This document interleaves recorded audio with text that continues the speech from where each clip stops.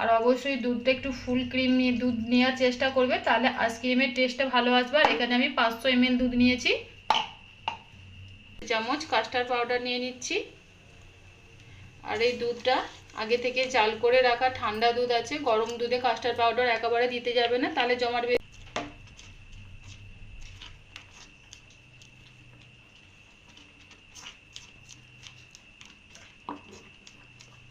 এর থেকে বেশি আর আমি গাঢ় করব না, নামিয়ে নিচ্ছি।